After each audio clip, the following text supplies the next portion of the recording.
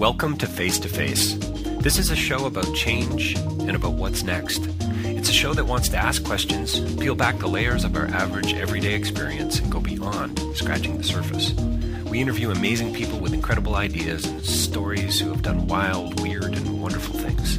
Remember that imagination shared creates collaboration, and collaboration creates community, and community inspires social change.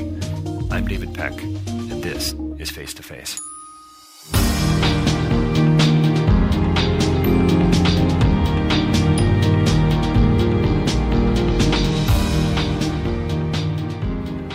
So my next interview is with Eugene Burger. He's considered to be Chicago's best magician by Chicago Magazine. It's an interview that I've really, in truth, wanted to do for a long time. So it was a real thrill for me. He's a magician. He's a thinker. He's a writer. He's a philosopher. He's a teacher. He is the dean of the McBride's Magic and Mystery School in Las Vegas, and I had the opportunity and the pleasure to interview Jeff McBride recently as well. And Eugene and Jeff work together very closely, teaching magic, teaching the art of magic to others. Eugene takes magic very seriously. He talks about it being a way. He talks about why he's suspicious of structure and of religion. He talks about wisdom and about building relationships through the magic that he does, through the magic that he creates, through doing card tricks at corporate cocktail parties. And I think you're going to find this interview really fascinating. There's a lot of wisdom here. It's just really, I had a blast and a ton of insight as well. So stay tuned, and you're going to learn a heck of a lot. Don't forget to check out more interviews at davidpecklive.com. Please stay tuned for Eugene Berger. Well, welcome to Face to Face. We are joined by a very special guest today, all the way from Chicago. Eugene Berger is joining us here today. Eugene, thank you so much for your time today. Well, it's great to be here with you. So, Eugene, you are the dean of the McBride's Magic and Mystery School in Las Vegas. I'm looking at your bio. You've just won so many awards as a magician. You've been called Chicago's best magician by Chicago Magazine. Berger's magic is simply jaw-dropping, says LA Weekly. You've been doing this a long time. Yes, I became a professional magician in 1978. But at that point, of course, I was like 38 or 39 years old. So I didn't start this right away. I had other jobs before I became a magician. You had other jobs. So would you call, I've certainly, we met many years ago. I've certainly read a lot of your writing on magic. You're a theoretician. You're an academic. You studied comparative religion. You've got to have theater in your background. Why did you choose magic? Magic chose me. Oh, nice. Yes, I was 8 years old, in the second row of the balcony of the Oriental Theater in Chicago, watching a wonderful magician named Jack Gwynn. And a little voice in my head said, "You're supposed to be a magician." It's like being called, And it took me 30 years to answer the call, but eventually I got my courage up and did. So you say it took you 30 years. Was it really, Eugene, was it really a fear thing for you then? Or was it more of a practical? Well, I think fear is always part of it. I think, the big issue in life is conquering fear with courage. Conquering fear with courage. Yeah. Because, we're all afraid of things. And that's one way that parents and people who love us try to keep us on the right path. What would they say? Yeah. Well, yeah, there's almost, it's kind of like you must have had people. I remember when I left my job after 18 years to go and study philosophy, get my master's degree, and it sort of took me down a new path. There were people around me who thought I was completely nuts. That I was. Same with me. Oh, I can imagine. I mean, did you have a community of support though that you were able to recharge yes, with? I did. Yeah. Yes, I was living now with 3 friends, and they kept saying, you should just quit your job and be a magician. That's what you love. And I was thinking too much LSD for you people. This was back in the 70s. And then one day I did it. Wow. And it was scary for the first few months because I at that time I was director of welfare in Evanston, Illinois, the suburb north of Chicago. And I just had these fantasies about, let me just back up. There are two ways to become a magician. One is you have so much magical work, you have to just quit your real job and do it. Mm-hmm. And the other way is you don't have any real work as a magician, and that's where I was. So I did it the dumb way. After I quit my job, I was kind of like, now what do I do? And of course, I had these fantasies of, I'm going to end up on welfare. I can just see the headline, welfare director on welfare. Right. But then I thought, yeah, but I know how to fill out the forms. So you took a very practical approach. So I wasn't that frightened. And then I just, 3 or 4 months into this, I was at a party, and a guy I knew, and I started talking, and I told him what I wanted to do, and he said, wow, I'm going to be the manager of a new restaurant opening up on Oak Street in Chicago, which is the second best commercial street in the city after Michigan Avenue. And he said, you'd be great. Let me introduce you to the owner. Mm. And so he did, and I ended up getting a job, and suddenly I was a magician.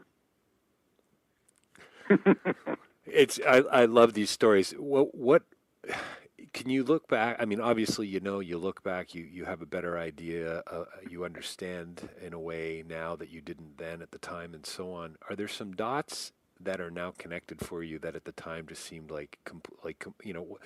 how do you take that plunge? You say it took you 30 years to realize your calling. I'm always fascinated by that. Where did that courage come from? Clearly, you had a few people around you that supported you, so relationships, the community, amazing. But there must have been something else. Well, I don't know if there was. Huh. There was this desire. Yes. That I really wanted to do this, and sometimes we're very good at repressing our hopes and dreams, and but I had studied a lot of philosophy too, and these religions, and they give you kind of an insight into it's your life that we're talking about right. now, and what do you want it to be? And gosh, I can't tell you what a wonderful choice it was for me to do this. I mean, it changed my life in such a wonderful way. But again, it's about conquering fear with courage. Yeah. That's the rough part. Exactly. Well, I mean, you read some. I mean, if we both, headed to the local bookstores, you in Chicago, me in Toronto, we'd find a lot of the same books about, actualization and self-awareness and motivation and so on, and how many of them would be talking about fear in a variety of different ways, and how it's a block and how it just gets in the way of kind of pretty much everything, really, doesn't it? Doesn't it? Yeah. No, I don't read books like that. What kind of books do you read, Eugene? Well, when I was in divinity school at Yale, I read magic books. And now that I'm a magician, I read books on New Testament history. Wow, that's that sort of thing. And that sort of thing. Interesting. The roles have been kind of reversed. Exactly. So after all these years as a magician, fooling people, dabbling in this world of wonder, and I definitely want to talk about the connections between sort of religion and mystery and science and philosophy. Frankly, all philosophy begins in wonder, as we know. And what? Before I ask you what you've learned about people, would you call yourself today more of a storyteller than a magician? No, I think I'm a magician who tells stories. Right. Some stories, I mean, all of my work isn't story-based. Some of it is. And probably some of the strongest things I do are story-based. But some of my also strong pieces of magic are not story-based at all. I think the show, of all stories would be kind of tedious. Too much salt in the stew. Right. As Ellen Watts said, too much voltage in the wires. Right. Yeah. You, so I think a good show has texture. Right. When you I don't know. I mean, I'm sure you've got so many different experiences of working in the theater, working in a restaurant, performing on the street, parties, and so on. What are you hoping that I'm taking away? I've bumped into you at a cocktail reception. I find out that you're a magician, and you show me 2 or 3 things. What am I walking away with? What are you hoping I'm walking away with? Oh, that's a really good question. I don't always look at it that way. Okay.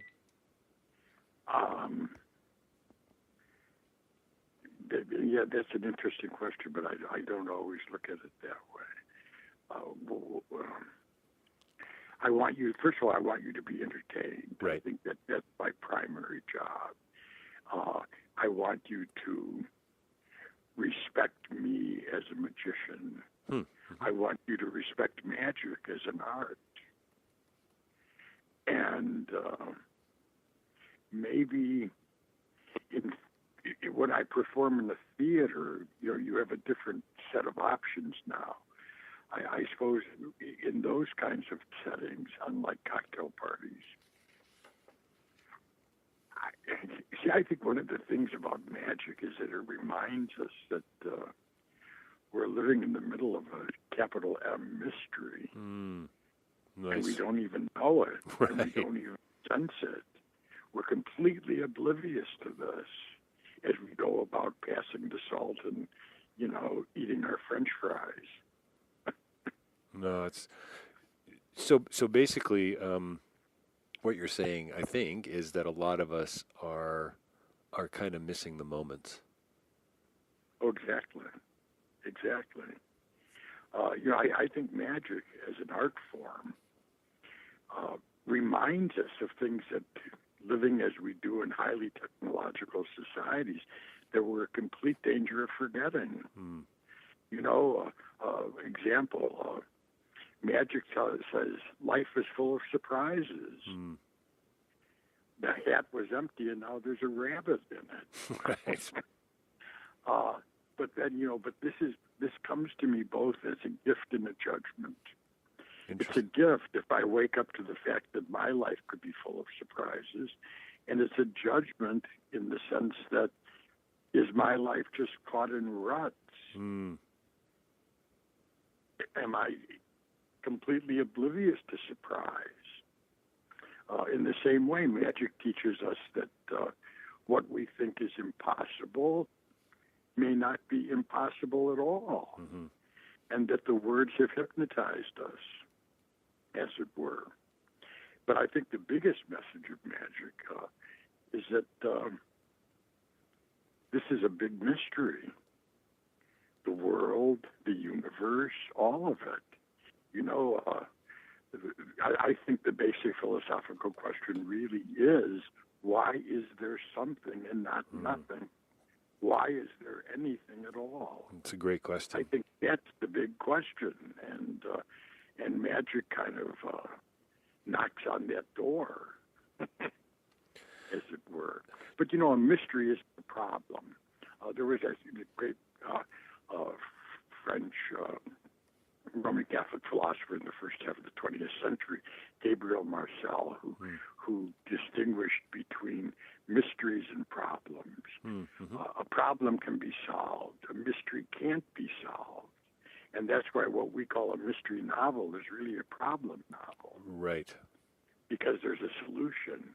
A mystery can only be experienced, according to Marcel. And in the very experiencing of the fact that what's going on here in this universe, it changes me. It transforms me. I become a different person. Maybe more sensitive, maybe more awake, maybe more alert. What I love about all that you're saying, Eugene. I mean, it just sounds so simple and yet so profound and so deeply relational. And whoever thought that, the art of magic, the craft of magic, doing card tricks and coin tricks and this form of entertainment could have, can I say, that kind of metaphorical value? Is that fair? Absolutely fair. Yes. At least that's the way I look at it. So in a sense, you're almost hoping that 3 days after, performing for me at that cocktail reception, that I'm going to be talking to my kids or to my wife, and I'm going to reflect back, and it's going to remind me of something else and something other. Yes. Yes. Yes. I think that's fair. Yeah.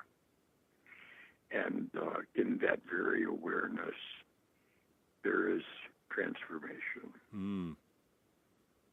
So how do you get away from this idea? And I've certainly experienced it as a magician. I have one friend in particular who makes me crazy because all he seems to want to know is how to do the effect, how to do the trick. What's the secret?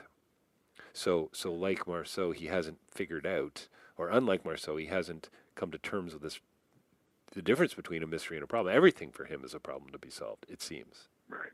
Right. Well, sometimes, particularly with family and friends who are, as you know, the most difficult audiences for magic in the world. Right. Because they true. think they have the right to interrupt us. That's right. That's right. Whereas a stranger will be much better audience always.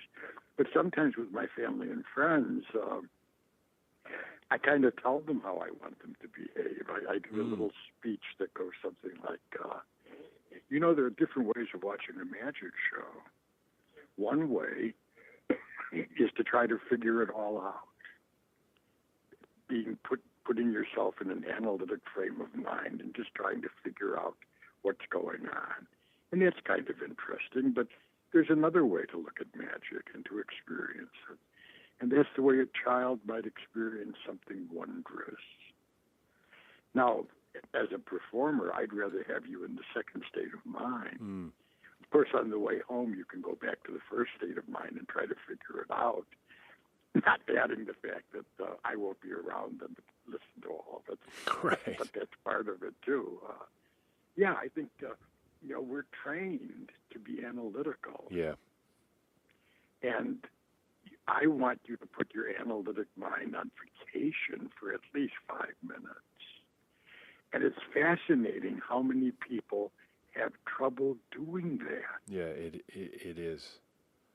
I want you to come back to your analytic mind because you have to count your change and sign contracts and do all these things. And drive your car, yeah. And drive your car, exactly. Yeah. But wouldn't it be nice if for 5 minutes you could just become tuned into the wonder of what's going on here? Well, Eugene, you can't. You kind of wonder to some degree if I wonder if some of us are really poor at doing relationships. As parent. Like I was going to ask you the question: being more aware of the moment, being more aware of the mystery and the wonder and the uncertainty of it all. Isn't that going to make me, at the risk of sounding really corny here, isn't that going to make me a better person? Well, maybe. I was hoping for an emphatic yes. Well, but see, my thing is that having hung around these religious people for so long, I don't want to do sermons. Right.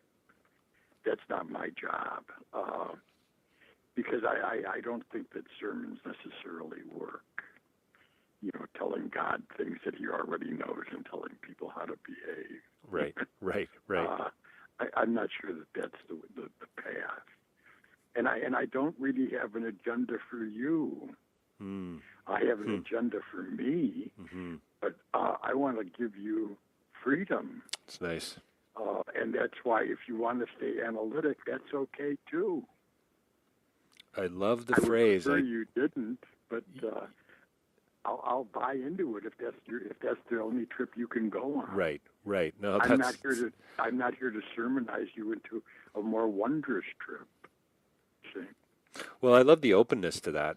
It seems to almost have a lack of structure that's wisely kind of in tune with, your context, if that makes any sense at all. Yeah, sure it does. Well, I love the phrase, "I don't really have an agenda for you." It'd be a great title for a book, by the way, I think. Yeah, because there are so many books that do have agendas for us, aren't there? Well, this idea of being okay with things that are uncertain, and this is sweet coming from me, a guy who studied philosophy and who grew up in a very, religious and Christian home, and sort of grew up around people who have had the answers and have studied with people who claim to have the answers. And yet, I think part of the reason why I feel like I'm continue to seek, I continue to search, is because there's a huge part of me that's not comfortable with anyone who claims to have the answer. I think I'm kind of suspicious of that. Yes, I am too. Right. Yeah.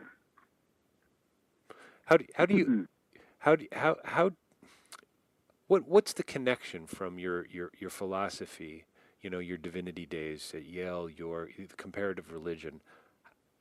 I mean, you have to, it's not too hard, I suppose, to see the historical links and the connecting points, but can you talk a little bit more about that in connection to your love of magic and performing for others? Well, first of all, I was in the divinity school not because I wanted a religion for myself.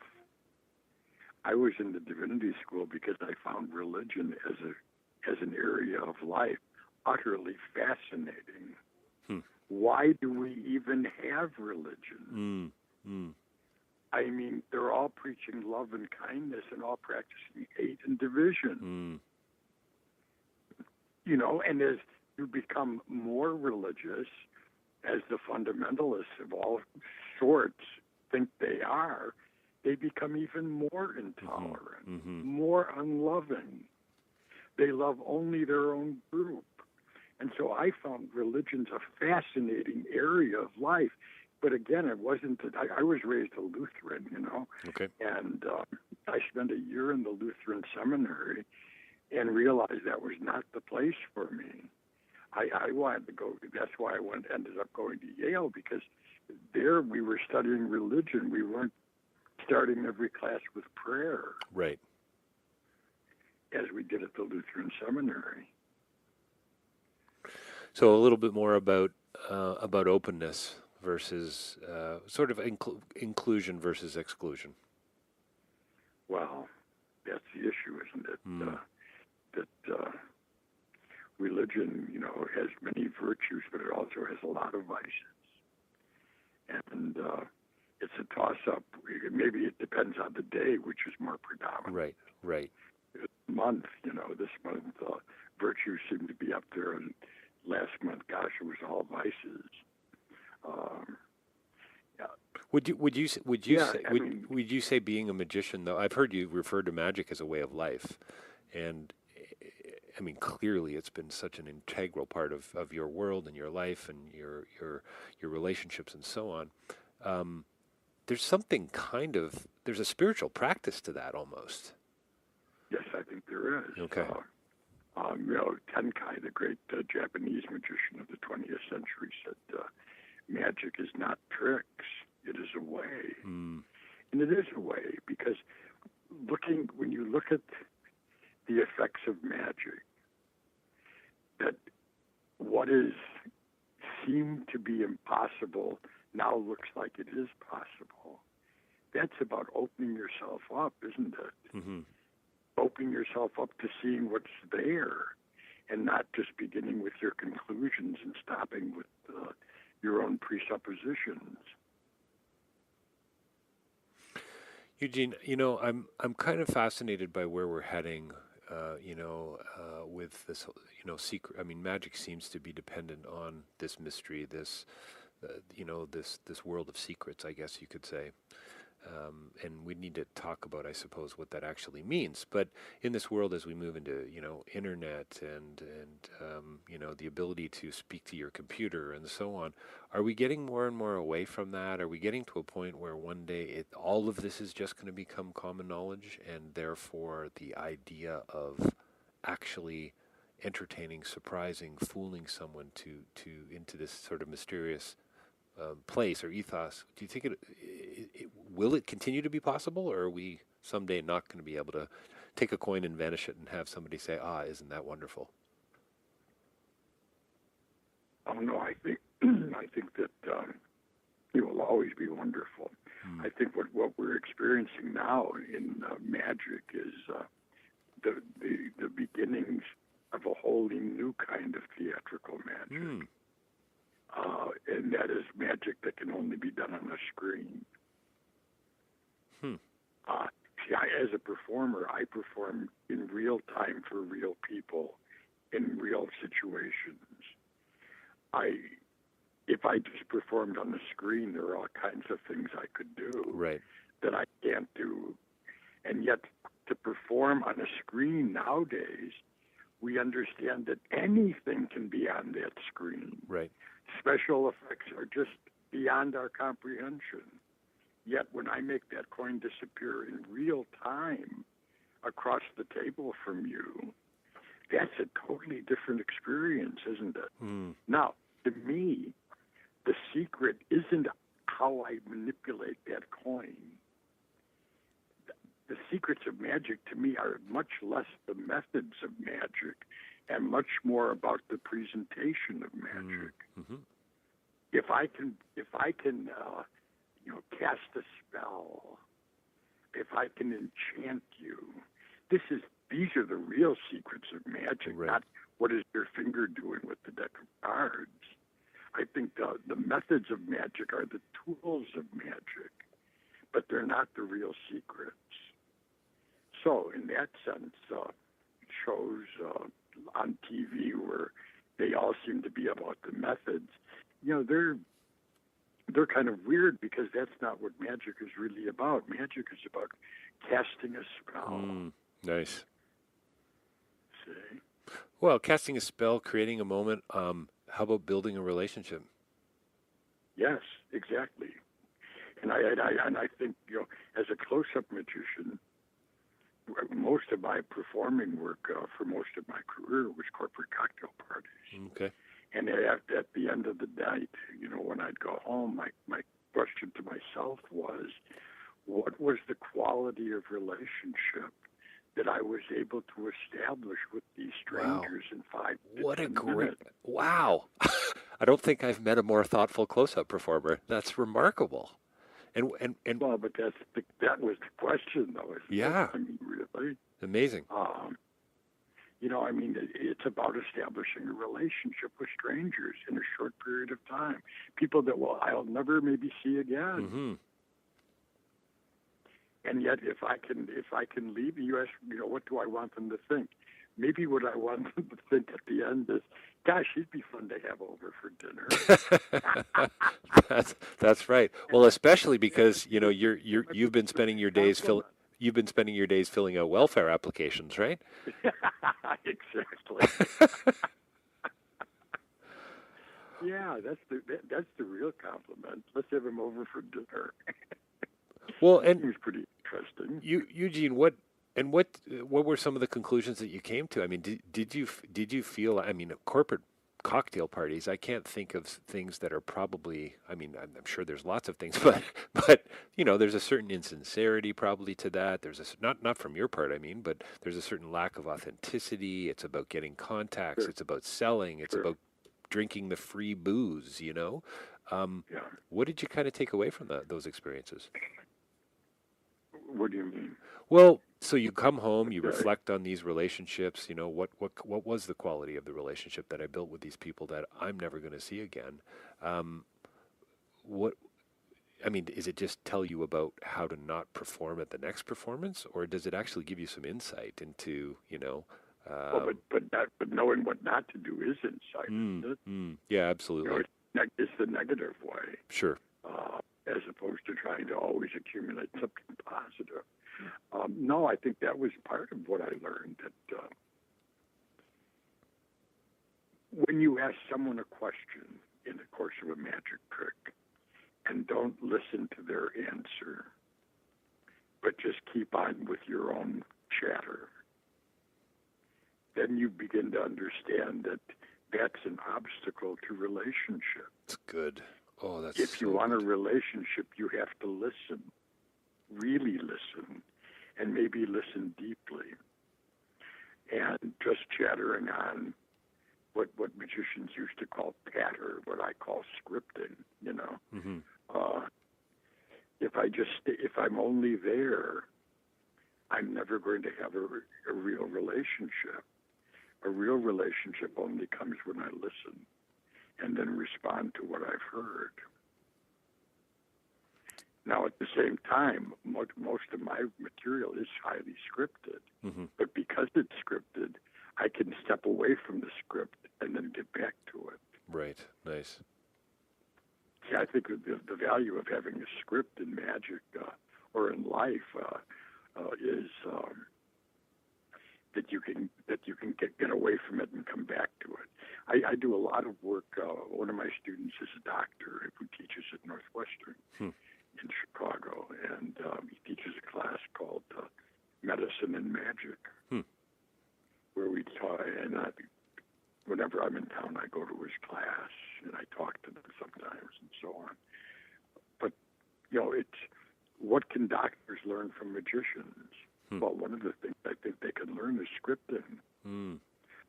And being able to step away from your script and listen. Yes, I've had a few doctors over the last few years as a result of a few health issues, and I would have to agree. So I mean, in a sense, we're back to, well, not in a sense, we are back to this idea of inclusion and building a better relationship. I think it's fascinating, Eugene, that you would care that much, actually, to be in a setting like that, to say, I've been hired to do some card tricks and coin tricks and et cetera, and wow people, the kinds of things that Asians might say, and yet you're looking outside of yourself to say, how can I actually connect with this person? How can I mean, the idea of a close-up performer listening, I think, is a remarkable idea.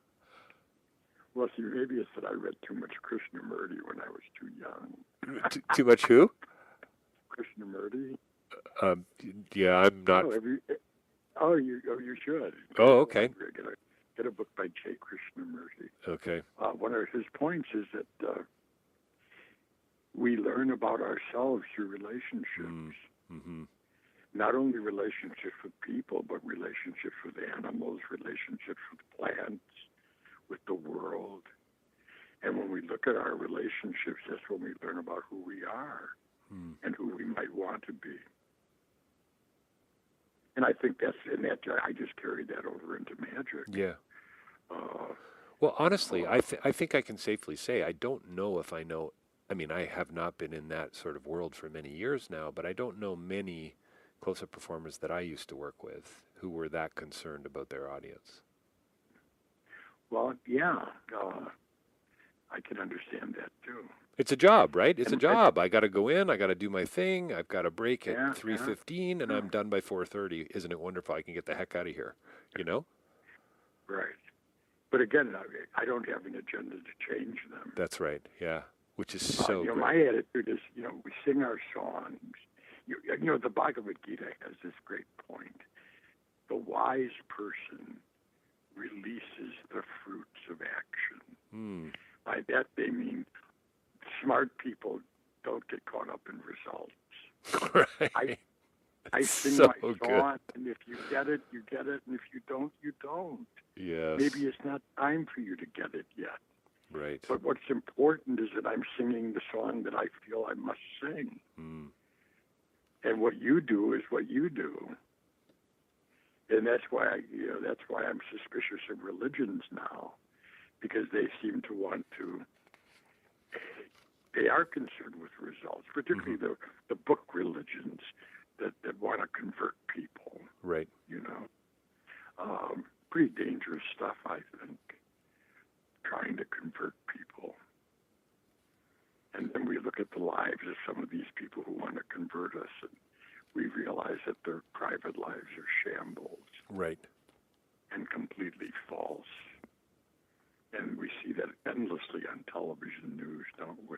Well, yeah, it's just people who are in weird worlds of their own. So, I think the Bhagavad Gita is pretty smart.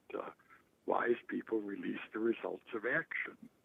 Just sing your song and see what happens, and mostly see what happens to you. Right. Yeah. This absolute. You're gonna change. That's right. You're going to change by singing your song. There's a circle around this experience. Yes, I think there is. There's an embrace of sorts. I love the holistic sense that I'm getting, and we're going to have to wrap it up here in a couple of minutes, but we really didn't talk about that sort of that healing and transformative edge. But I think I could go back and listen to our interview and see the thread. There is a sense to your magic, isn't there? That's been healing for you. I mean, you talked about it, how it's changed your life. I mean, if you're driving home thinking about how you impacted these people that you did magic for 5 minutes, there's an edge to what you're doing that I think really matters. Well, I hope so. Yeah. Right. Yeah. The transformational side is deeply relational, it seems to me, and I just think that's marvelous, where you can go from philosophy and theology and divinity and the study of history and religion. You can sort of reductionism of the worst kind. Let's reduce it to a card trick, but it's really so much more. The card trick, like you say, it's a tool. It's a tool for connecting with others. It's a metaphor. Yeah. For something much bigger. Much bigger. But I think, most things are metaphors, really. If you look at it. Some of them are good and some of them point us in bad directions, but, things are not always what they seem, are they? They sure aren't. And maybe that's the way... That's the heart of magic, I suppose. That things aren't always the way they seem. Right. Yeah. And that if I want to be a success, I have to be alert and awake. And okay with that uncertainty from time to time.